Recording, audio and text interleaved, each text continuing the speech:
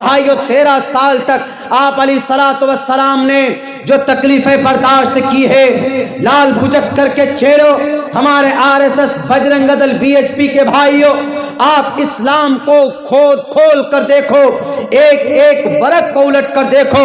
13 سال تک محمد رسول اللہ نے جو تکلیفیں برداشت کی ہے، آپ ان کا 100واں حصہ آپ نے کوئی برداشت نہیں کی۔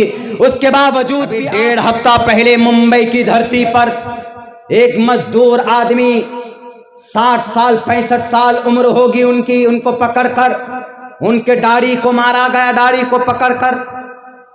میرے خیال سے بھارت کے اندر شاید ہر دن ایسے واردات ہوتے ہیں جو سوشل میڈیا میں نہیں آتا ہے۔ محمد رسول اللہ جنگ کے موقع پر بھی بوڑھوں کو، بچوں کو، عورتوں کو عزت اور سمان دیتے تھے۔ طاقت کے نشے میں دھت ہو کر کرسی اقتدار پر بیٹھے ہوئے لیڈر، یہ لوگ جن کی دنگائی لوگ، جن کی اشارے کے اوپر دنگا ہوتا، اس دیش میں دنگا کراتے ہیں، یہ عاشق رسول، دیوانان رسول۔ ان کی ٹوپی اور داڑھی ٹوپی ہم کس لیے اوڑھتے؟ یہ ہمارے نبی کی سنت ہے، اور ہم اس لیے اوڑھتے ہیں کہ اس سے ہم کو کوئی شریعت قانون نافذ نہیں کرنا، بلکہ اللہ کے نبی کا فرمان ہے، من احیا سنتی عند فساد امتی فلہ اجر 100 شہید۔ اس وقت میں ایک سنت پر جو عمل کرے گا، اللہ 100 شہیدوں کا ثواب اس کے نام اعمال میں لکھے گا۔ اور سن لو دنگائیو، ہم جو ٹوپی سر پر رکھتے ہیں نبی کی سنت کو زندہ کرنے کے لیے، اپنی شکل میں ہم جو داڑھی بڑھاتے ہیں نبی کی صرف سنت زندہ کرنے کے لیے، کسی کے اوپر اپنی شریعت کو تھوپنے کے لیے نہیں۔ آپ بھی اگر اپنے ماتھے پر تلک لگاتے ہیں تو ہم کو اس سے کوئی اعتراض نہیں، کیونکہ ہندو بھائیوں کا کلچر، ہندو بھائیوں کا ان کا گرنتھ سناتن دھرم میں کہا گیا۔ لیکن آپ ہماری ٹوپی پر، آپ ہماری داڑھی کے اوپر، آپ کے پیٹ میں درد ہوتے ہیں، نہیں ہونا چاہیے۔ پڑھو اپنے اتہاس کو، نبی کے جنگ کے اوپر آپ کو اعتراض ہوتا ہے کہ نبی 9 جنگ میں گئے۔ نبی کہاں گئے؟ نبی غزوہ خندق میں گئے، نبی غزوہ بدر میں گئے، جنگ احد میں گئے، تو آپ کے پیٹ میں درد ہوتا ہے۔ پڑھو نا مہابھارت کو، مہابھارت کا جو سب سے بڑا جو گیتا بنایا گیا، مہابھارت کے 18 پرو مہابھارت کے اندر، مہابھارت کا جب رچنا کیا گیا، وید ویاس جی نے اسی مہابھارت کا جو گیتا لکھا گیا مہابھارت سے الگ کر کے، اس کا جو سب سے بڑا جو پرو ہے، اسی پرو کو، اسی کانڈ کو، اسی ادھیائے کو گیتا کہا جاتا۔ اسی گیتا کے اندر مہابھارت کی ساری تاریخ لکھی ہوئی ہے۔ آپ کی گیتا کے پہلے ادھیائے کے پہلے منتر میں لکھا ہوا، دھرم چھیترے کرو چھیترے سمویتا یوتسوہ مامکا پانڈواشے کم کروت سنجیہ۔ کون کہہ رہا؟ دھرم چھیترے، گیتا کا پہلا منتر لڑائی سے شروع، گیتا کا پہلے ادھیائے کا پہلا شلوک کے اندر جھگڑا، لڑائی، دھرم کی بات کہی گئی۔ دوسرے منتر میں کہا گیا، کتستوا کشملدم وشمے سمپستھتم اناریہ جشتم سورگم کیرتی کرم جناہا۔ شری کرشن جی ارجن کو کہتے ہیں کہ ارجن، تیر اور تلوار کو رکھو مت، بلکہ سامنے جو یہ جو دریودھن ہے، یہ جو کورو ہے، 100 کورو، ان لوگوں کا خاتمہ کرو۔ یہ ادھرمی لوگ ہے، یہ اپنے دھرم کو نہیں مانتے، یہ اپنے پرماتما کی بات کو نہیں مانتے۔ کون کہہ رہا ہے؟ کرشن جی، جو خدا ہے، بھگوان ہے۔ جب گیتا کے اندر ارجن کو لڑایا جا سکتا ہے تو پروفٹ محمد رسول اللہ کو ظالموں کے سامنے اگر نبی اپنے قوم کی، انسانیت کی حفاظت کے لیے تلوار بلند کرتے ہیں تو لال بجکر بتاؤ تمہارے پیٹ میں کیوں درد ہوتا؟ جب وہاں ارجن لڑائی کرتے ہیں تو آپ کے پیٹ میں درد نہیں ہوتا۔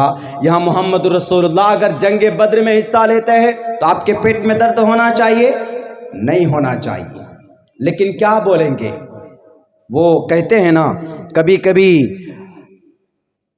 کچھ فائدہ حاصل کرنے کے لیے آج کی تاریخ میں راجنیتا لوگ سیاسی لوگ ایسے ہوتے ہیں، ایسے ایسے کام کر جاتے ہیں جو نہیں ہونا چاہیے۔ ہمارا قرآن ہے، آپ قرآن پڑھیں الحمدللہ رب العالمین الرحمن الرحیم، سورہ بقرہ پڑھیں الف لام میم ذالک الکتاب لا ریب فیہ، دوسرا پارہ پڑھیے سیقول السفہاء من الناس، تیسرا پارہ پڑھیے تلک الرسل لن تنا والمحصنات لا یحب اللہ اذا سمعوا ولو اننا قال الملأ واعلموا، 10 پارے تک ہم نے پڑھے، کہیں پر بھی واضح طور پر جنگ کا تذکرہ نہیں ہے۔ لیکن شریمد بھگوت گیتا پڑھیے، شریمد بھگوت گیتا کے پہلے آیت سمجھانے کے لیے بول رہا ہوں، پہلی آیت میں کیا ہے؟ دھرم چھیترے کروچھیترے سمویتا یوتسوہ مامکا پانڈواچ کم کروت سنجیا، اے سنجے مجھے بتاؤ کہ کورو پانڈو کے بیچ میں ہستنا پور کے کروچھیتر میں کیا ہوا؟ تو سنجیو کہتا کورو اور پانڈووں کے ابا کو کہتا ہے کتستوا کشملدم وشمے سمپستتم اناریہ جشٹم سورگیم کیرتی کرم جناہ، اور کہتا ہے ایوم اکتبارجنا سنکھیو رتھو پستو پواوشت وشرجہ شرم چاپم شوک سمبگنمانسا، پانڈووں کے 5 بھائی کو اس لیے پانڈو کہا کہ پانڈووں کا جو سب سے شکتیشالی ہے وہ ارجن ہے، ارجن نے اپنے ہتھیار رکھ دیے، بیٹھ گیا ہے، وہ ہستنا پور کے اس کروچھیتر میں لڑائی نہیں کرے گا، کیونکہ اس کے سامنے میں اس کے گرو سامنے ہیں، اس کے رشتہ دار بھائی چچا سامنے ہیں، اس لیے اپنی تلوار کو رکھ کر بیٹھ گیا۔ اتنے میں کون آتا؟ اتنے میں ایشور آتا ہے، یعنی اللہ آتا ہے۔ کون؟ ارجن کرشن جی، 8واں اوتار وشنو کے، سدرشن چکر لے کر آتے۔ سدرشن چکر وہ ہے جو گھومتا ہے، چکے کی طرح ہوتا ہے، اس کو ایسے گھما دیتے، دشمن کے پاس جا کر بولتا ہے بولو مانو جو میں کہہ رہا ہوں، نہیں مانو گے تو وہ سدرشن چکر اس کو قتل کر دیتا تھا۔ وہ سدرشن چکر لے کر پہنچے اور ارجن کو کہتے ہیں اے ارجن تم نے تیر کیوں رکھ دیے جی، کیا وجہ؟ انہوں نے کہا کہ سر میں کیسے مقابلہ کر سکتا ہوں، سامنے ہمارے گرو ہیں، ہمارے چچا ہیں، ہمارے بڑے بھائی دریودھن ہیں۔ دریودھن کورووں کے 100 بیٹے، گندھاری ایک عورت تھی، اس گندھاری کے پیٹ سے یہ 100 بچے کیسے پیدا ہوئے؟ رہسیمئی طور پر، ایسے نہیں جیسے بچہ نارمل پیدا ہوتا، ویسے نہیں، بلکہ گندھاری اپنے گھر میں ایک بہت بڑے پیر جی آئے ان کے، ہم لوگ اپنی زبان میں پیر صاحب بولتے ہیں، اللہ کے ولی بولتے ہیں، لیکن ان کی زبان میں کوئی مہاراج آئے، ان کا نام وید ویاس جی آئے، ان کی میزبانی کی، ان کو کھانا کھلائے، جیسے آج آپ لوگوں نے الحمدللہ اچھا کھانا کھلایا، اچھا ناشتہ کرایا، چائے اچھی پلائی ہے،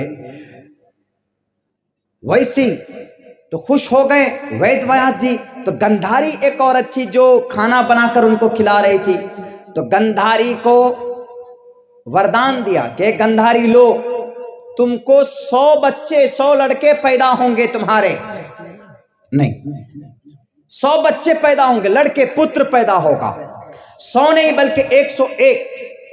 گندھاری نے کہا کہ ہمارے 100 لڑکے چاہیے، 1 لڑکی چاہیے، کہا ٹھیک ہے جاؤ۔ 2 سال تک گربھ میں رہی، کون؟ گندھاری عورت، کورووں کی ماں۔ تو 2 سال پریگننٹ رہنے کے بعد ایک گوشت کا ٹکڑا نکلتا، گوشت کا ٹکڑے کو جنم دیتی، کسی بچے کو نہیں۔ تو گندھاری نے سوچا کہ گوشت کا ٹکڑا ہے، اس کو اٹھا کر پھینک دو۔ تو وید ویاس جی نے کہا کہ نہیں، اس ٹکڑے کو، اس گوشت کے لوتھڑے کو 101 ٹکڑا کرو، کاٹو۔ 101 ٹکڑا کیا، اور وہی 101 ٹکڑا، ہر ٹکڑے کا ایک ایک شیشیہ بنا، ایک ایک بچہ بنا۔ تو اسی سے کورو ہیں، کورووں کے 100 بھائی ہے، تو وہی 100 ٹکڑے کا 100 بچہ بنا، اور 101 ایک اور تھا تو وہ ایک کی ایک بچی لڑکی بنی، کوشالا نام اس لڑکی کا۔ تو گندھاری کے 100 بیٹے کون؟ کورو۔ پانڈووں کے کنتونی کے 5 بیٹے، ان کا نام پانڈو۔ انہی کے بیچ ایک لمبی کہانی، انہی کے بیچ میں یدھ ہوا زمین کے معاملے میں۔ زمین نہیں بلکہ اس سے پہلے جوا کھیلے گئے، جوئے میں ہار گئے کون؟ پانڈو، سب کچھ پانڈووں کے عیش و عشرت تھے، اور دریودھن جو بڑا بھائی تھا ان کا دیکھا کہ یہ ہمارے پانچوں بھائی بہت عیش میں ہیں، خوب غصے میں ہو گئے، ان کو نیچا دکھانے کے لیے اپنے ماموں شکونی کو کہا کہ کیسے پانڈووں سے یہ عزت شہرت ہٹا لی جائے، جیسے ہم لوگ آج کسی کی شہرت کو دیکھ کر جلتے ہیں ویسے وہاں پر تھا۔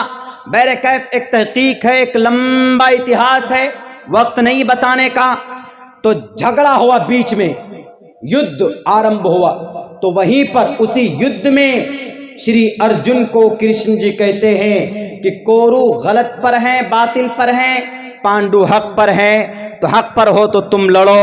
اسی لیے ہم کہتے ہیں کہ جب پانڈووں کو کرشن جی آدیش دے سکتا ہے لڑنے کے لیے، اور اسی آدیش کو اسی کو مہابھارت کہا جاتا ہے، 18 پرو اس مہابھارت میں ہے، تو جب مہابھارت کا اپدیش لڑائی کا ہے تو محمد رسول اللہ نے ابو جہل سے کے مقابلے کے لیے عتبہ، شیبہ، ولید، حنظلہ، مغیرہ، یہ وہ لوگ ہیں جنہوں نے محمد رسول اللہ کا گلاب کا پھول نہیں دیا ہے جناب، بلکہ محمد رسول اللہ صلی اللہ علیہ وسلم کو 13 سال تک کافی تکلیفیں دی ہے، اتنی تکلیف دی، آپ علیہ السلام سجدہ کرنے جاتے تھے مکہ المکرمہ میں، تو عقبہ ابن ابی معیط اونٹ کی اوجڑی لا کر آپ کے گردن پر ڈالتے تھے، آپ علیہ السلام کا سانس رک جاتا تھا، اسی پر بس نہیں کرتے تھے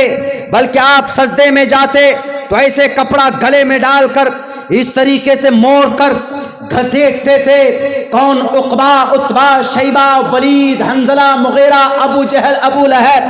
تب ابو بکر صدیق دوڑ کر آتے تھے اور کہتے تھے اتقتلون رجلا ان یقول ربی اللہ، تم ایک ایسے آدمی کو قتل کرنے چلے ہو جو صرف یہ کہتا ہے کہ میرا رب اللہ ہے، کیا فائدہ ملے گا محمد کو مار کر؟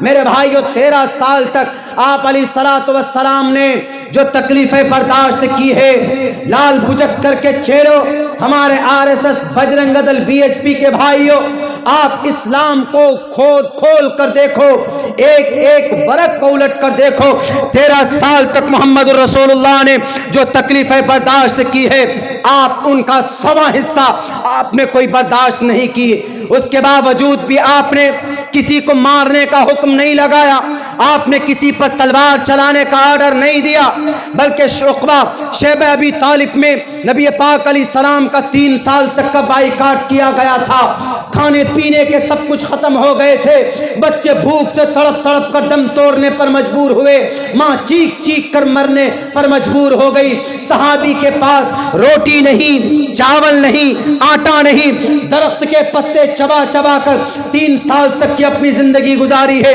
تب بھی آپ علیہ السلام نے تلوار نہیں اٹھایا تھا۔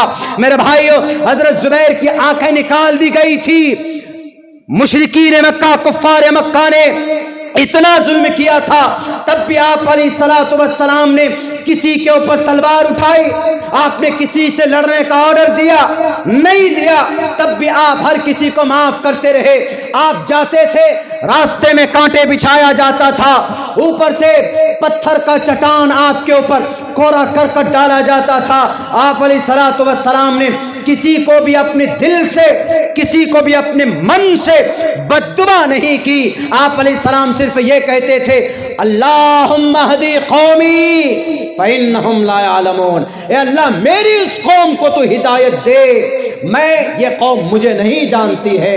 جبرائیل آتے ہیں بعض موقع پر اور کہتے ہیں کہ محمد اشارہ تو کرو، ان لوگوں کو دونوں پہاڑوں کے بیچ میں گاجر مولی کے طرح ان کا قیمہ بنا دیا جائے گا، ان کا آٹے کے طرح پیس دیا جائے گا۔ محمد رسول اللہ کہتے ہیں کہ جبرائیل ایسا نہیں ہو سکتا، میں دنیا کے لیے ظالم بنا کر نہیں بھیجا گیا، میں پوری دنیا کے لیے رحمت للعالمین بنا کر بھیجا گیا۔ نعرہ تکبیر، اتنا نعرہ تکبیر، نعرہ تکبیر۔ میرے بھائیو اتنا ظلم ہوا، اس کے باوجود بھی آپ خاموش۔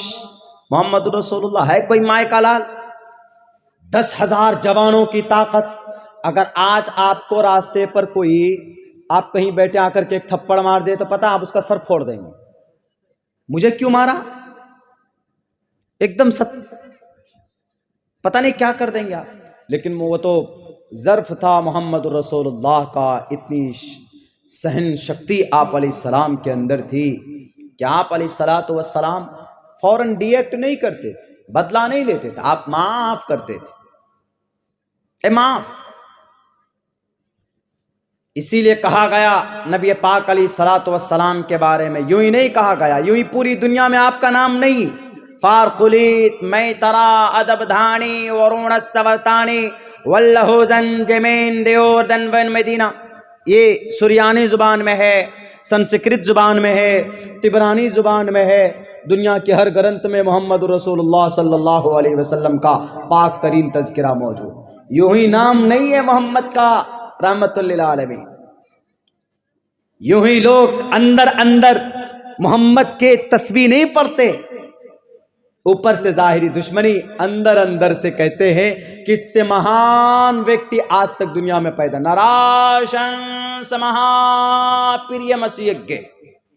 نراشنس کا مطلب محمد، نر آشنس، نر مطلب مرد، آشنس جس کی تعریف کی جائے.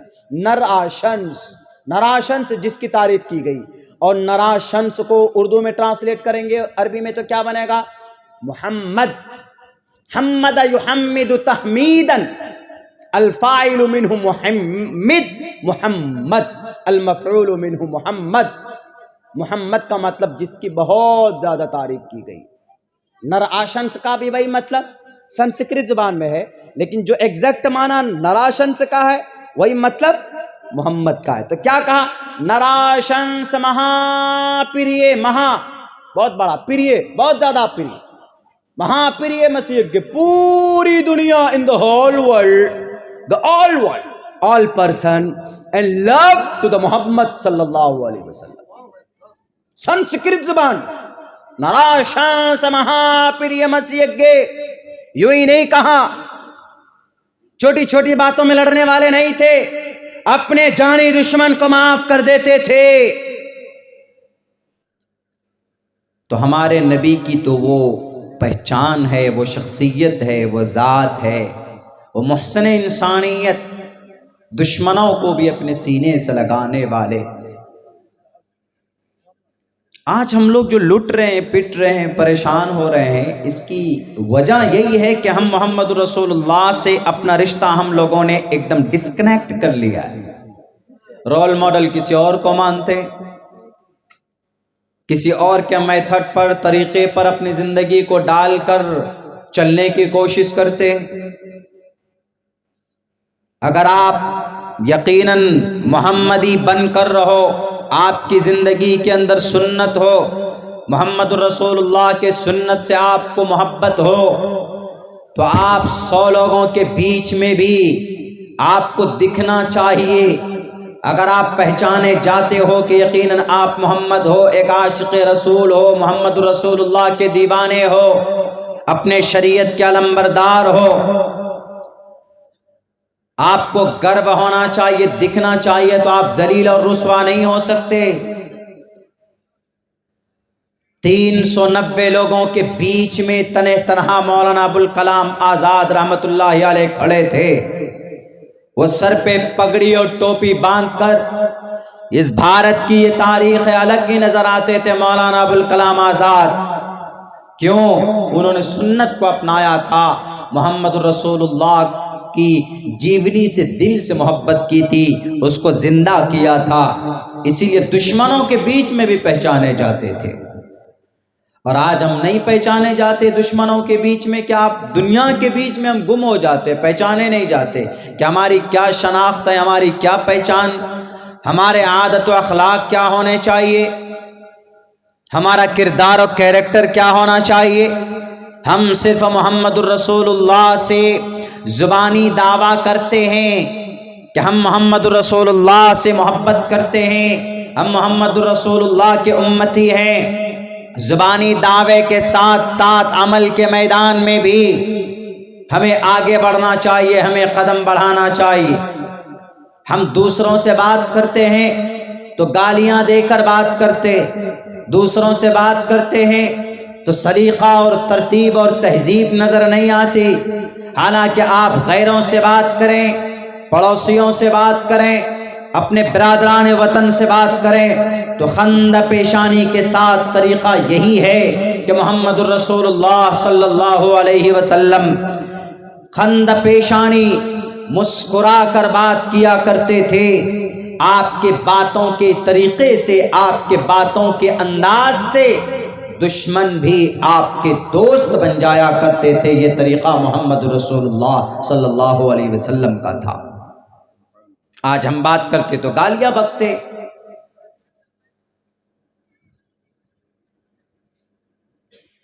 یہ سب چیزیں جب تک ہم اپنی زندگی میں نہیں لائیں گے نا تو ایسے ہی دشمن ہم پر ظلم کرتا رہے گا، حاوی ہوتے رہیں گے، ہم لٹتے اور پٹتے رہیں گے۔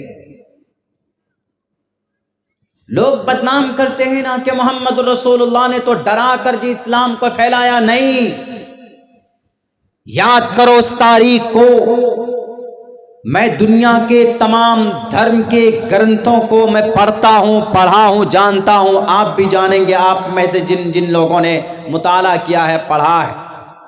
صرف قرآن و حدیث میں نہیں، وَرَفَعْنَا لَكَ ذِكْرَكَ، جہاں سورج نکلتا ہے وہاں پر بھی اگر کوئی مذہب ہے تو اس مذہب میں محمد الرسول اللہ صلی اللہ علیہ وسلم کا تذکرہ موجود۔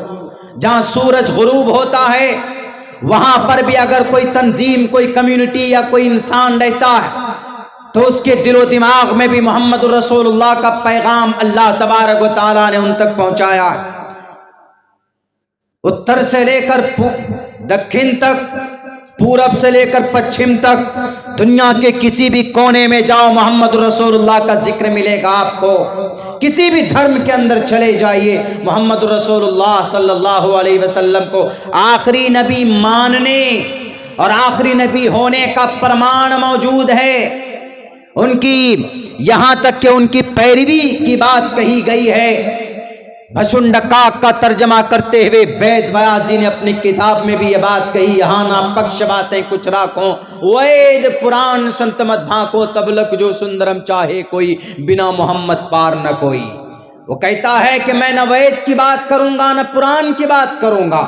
اے لوگوں سن لو، میں اپنی دل کی بات اور اپنی گیان کی بات کہتا ہوں کہ محمد کو مانو گے تو بیڑا پار ہوگا، کشتی پار ہو جائے گی، نہیں تو سمندر کے بھور میں ہی ڈوب کر مر جاؤ گے۔ اگر محمد کو نہیں مانو گے، بنا محمد پار نہ کوئی، تو آپ کا بیڑا پار ہی نہیں ہو سکتا۔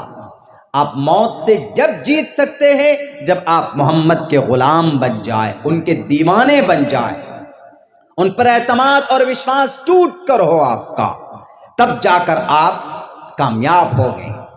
احمد دی پرشٹتی میں گا مرتس جگرمبم مسوری واجانی، سورج کی طرح روشنی۔ یہ لائٹ ہے، ویپر لائٹ ہے، 4-5 جلائے تو روشنی ہو گئی، لیکن جب پوری یہ دنیا اندھکار میں تھی، اندھکارم ناشم، اس اندھکار کو توڑنے والا اگر کوئی تھا تو محمد رسول اللہ کی ذات تھی۔ کون سا گناہ نہیں ہوتا تھا، تمام گناہوں کا سد باب کیا، تمام گناہوں کا نوارن کیا، سماج سے ختم کیا۔ دنیا کی تمام برائیاں پائی جاتی تھی مدینہ مکہ المکرمہ میں۔ 13 سال تک نہیں بلکہ 40 سال تک آپ علیہ الصلوۃ والسلام نے اپنے اخلاق کریمانہ سے، آپ علیہ السلام نے اپنی نیک نیتی سے، اچھے کردار سے، اچھے اخلاق سے ان تمام برائیوں کو کریت کر نکالا۔ لیکن جب 40 سال کی آپ کی عمر ہو جاتی، جب نبوت دی جاتی ہے آپ کو، تو بوانگ دوہل کہتے ہیں لوگوں اللہ کو ایک مانو، شریعت کو مانو، قرآن کو مانو، رب کے فرمان کو مانو۔ آپ علیہ السلام نے جو شراب میں، نشے میں نوجوان کی زندگی گزرتی تھی، آپ نے اس نشے کے خلاف ابھیان چلایا۔ جب ایک اللہ کو چھوڑ کر غیر اللہ کی پوجا، 360 بتوں کو اپنا پرماتما خدا مانتے تھے، آپ علیہ السلام نے اپنے جان ہتھیلی پر رکھ کر ان کے خلاف آپ نے تبلیغ شروع کی۔ میرے بھائیوں، میرے ساتھیوں، یہی نہیں نہ معلوم کن کن طرح سے کون کون سی برائی، سماج کی چھوٹی بچیوں کو، لڑکیوں کو زندہ ذبح کر کے ان کو قبر میں دفنا دیا جاتا تھا۔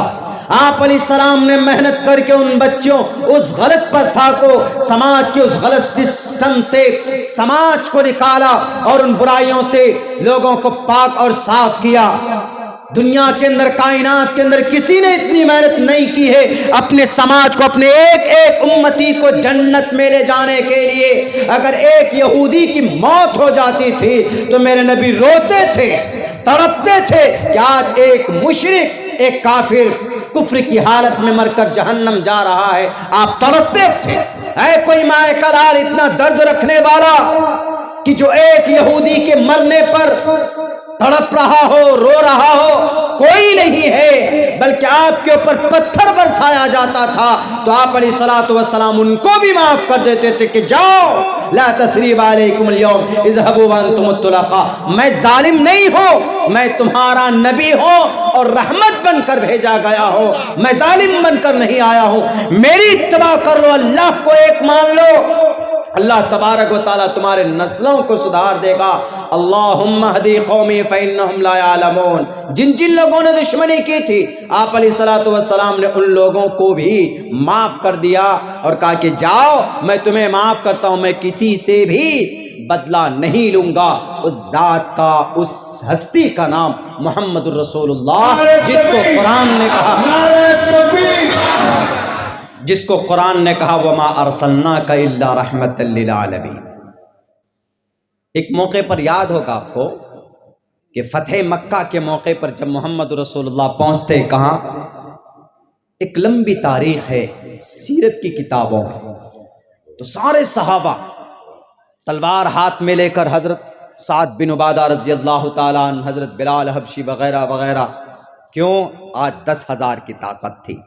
13 سال تک بہت ظلم کیا تھا نا، 13 سال تک اتنا ظلم کیا تھا، اتنا ظلم کیا تھا، آپ کو یقین نہیں ہوگا، حضرت خباب بن ارت رضی اللہ تعالیٰ عنہ کو ایسے نیچے آگ جلاتے تھے، ایسے اوپر سے اس آگ پہ لٹا دیتے تھے حضرت خباب کو، کس لیے؟ اللہ کو ایک ماننے، محمد رسول اللہ کو آخری نبی ماننے پر، بس جرم یہی تھا اور کچھ نہیں۔